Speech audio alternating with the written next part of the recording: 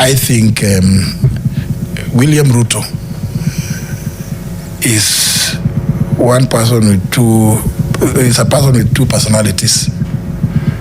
The William Ruto that presents himself to the public is a completely different character from the one that sits behind in the office and crafts stuff. I think that kind of person is quite a dangerous character. I think William Ruto is actually unfit for the position of President of the Republic of Kenya. I have come sadly to that conclusion. And I have no bitterness. For me, I just feel my own assessment. When I watch William Ruto sometimes talking to members of cabinet and to see him say, I do not want to see corruption in my government.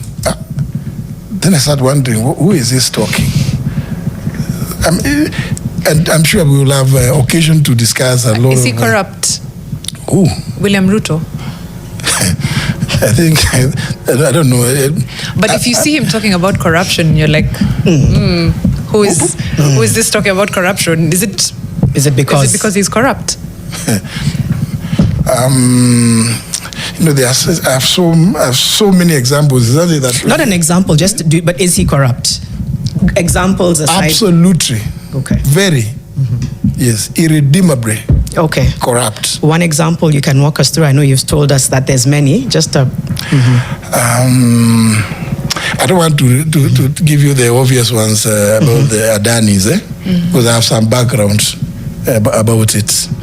He's the one who's clearly behind it, and I know this because when his advisor Adan Mohamed invited me to attend the COP28 in Dubai in 2023.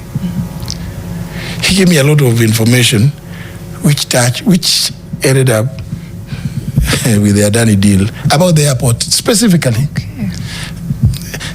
Even during that same time, some Russian oligarchs who had offered to invest $1 billion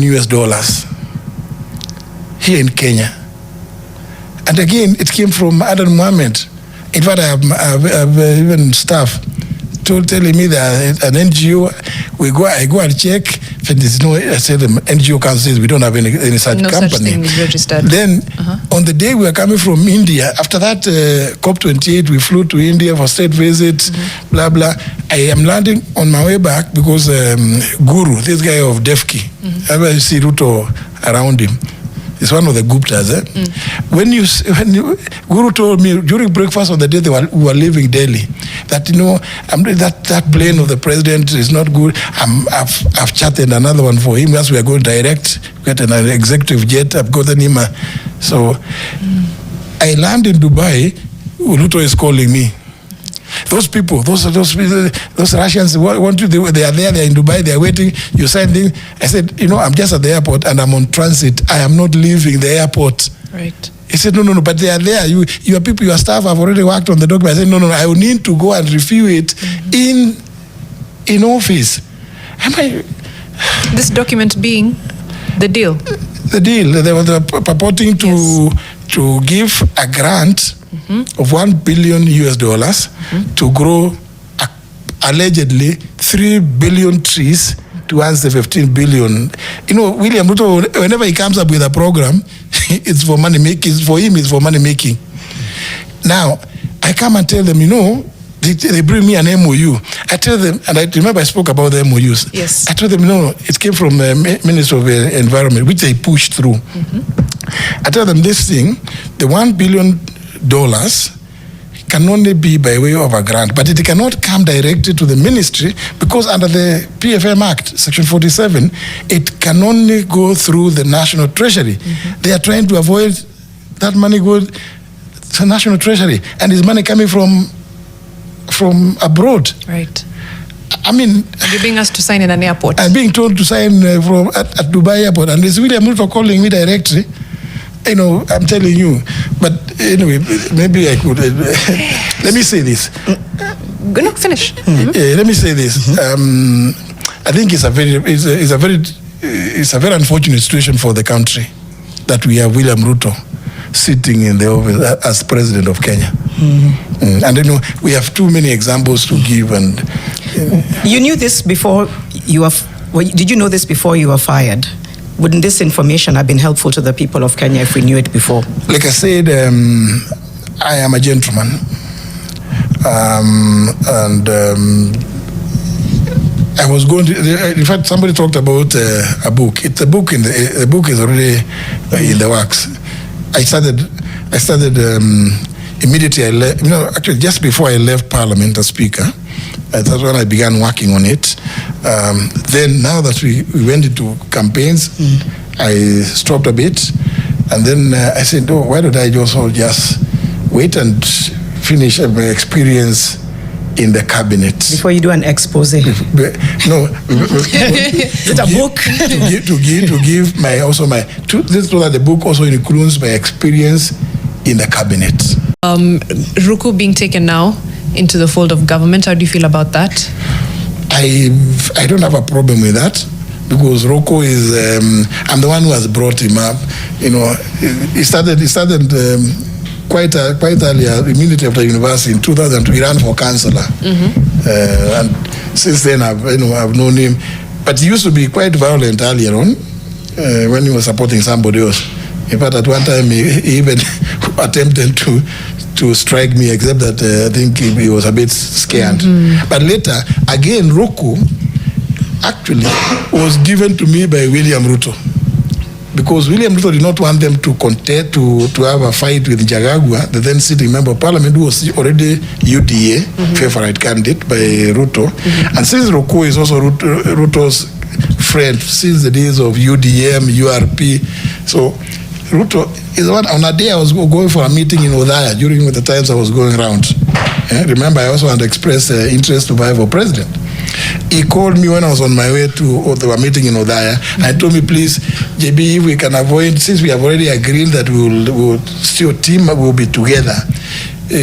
Why don't you just give them? You give this guy your party ticket, so that we avoid a fallout after the UDA nominations. I told him, it's okay, just send him to me. I know him; he's my friend. So that's how. You know, and then I also offered to assist Roko, just like I sponsored him to run for Senator of Embu in 2017. You know, right. So I don't have a problem with Roko becoming CS. It's okay. And like I said, I think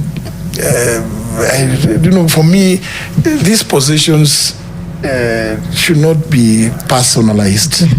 And for me, my interest is to serve the people in whichever capacity. The other one of member of parliament from Bere North, certainly I think that's a person who has not really followed me, because having been speaker, I think in fairness, it would be wrong for me to go back as a member of parliament to the same house that I presided over for 10 years. So please, just leave me out of it.